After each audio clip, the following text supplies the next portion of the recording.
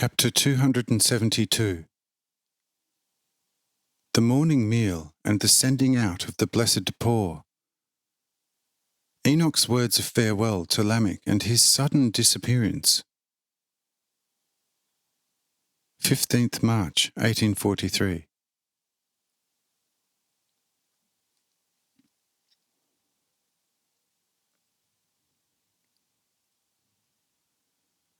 After sunrise, they all went to the city following Enoch's request, and there to Lamech's house.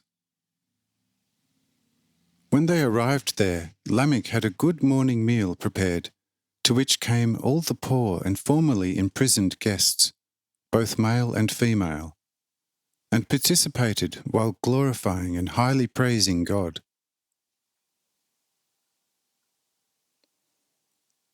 After the morning meal, Enoch, in the name of the Lord, laid his hands on all the poor and erstwhile prisoners, and told them to go out as far as the earth was peopled with the children of Cain, there to bear witness to what they had all heard and seen.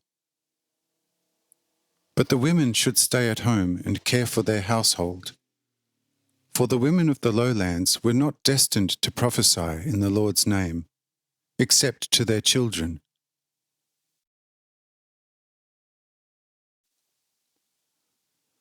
After this instruction, Enoch said to Lamech, "But you, my beloved Lamech, my brother, and my companion in office, know anyway the Lord's will and need no further instruction from me.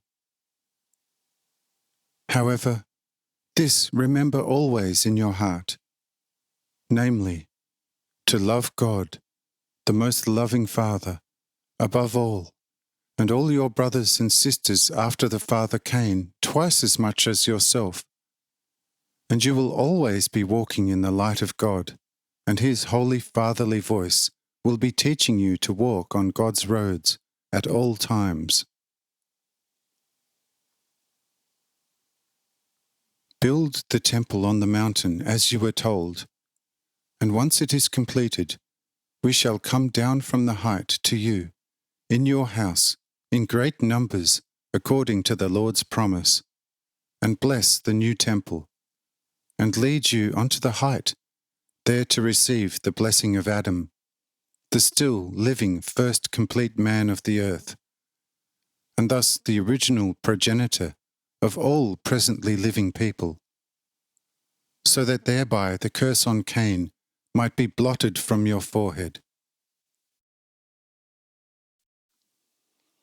You will also behold the Arch-Mother Eve, who will also bless you, and you shall have back your wives Ada and Zillah, and shall see your daughter Naomi with the husband given her in marriage by the Lord, the magnanimous Horeb.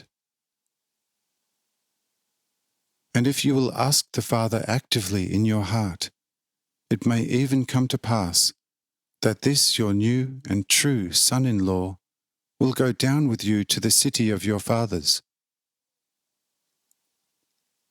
Thus you shall also have back your two sons, Jabal and Jubal. But, as I said, you must fulfill the Lord's will painstakingly. Although the Lord is eternal, endless love itself, he does not enter into bargaining. Being infinitely faithful in all his promises, he demands, with the right of a God and Creator, such faithfulness of us in keeping with our strength. Wherefore we must fulfill his will at all costs. And you may be fully assured that he will keep all his promises to you painstakingly, provided you will always actively fulfill his most holy will.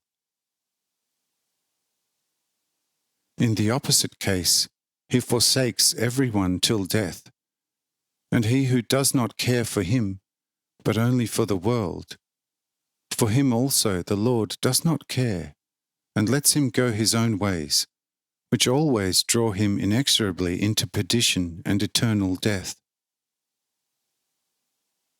So let all your concern be for God, and for acting in accordance with His most holy will. And God will be faithful to you always and forever. Amen.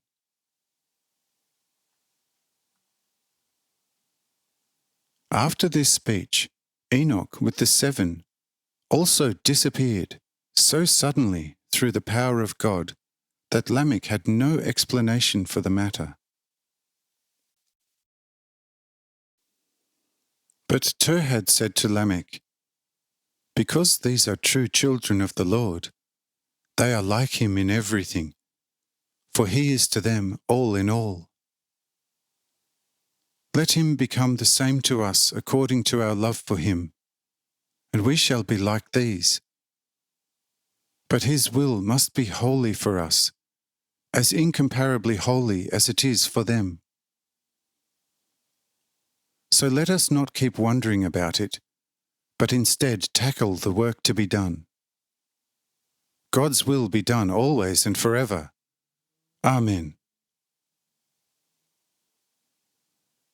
Lamech at once understood these words and summoned Murah and Tubal-Cain to discuss the building of the new temple with them. Murah drew up the plan, and already on the following day 1,000 hands were busy with the work.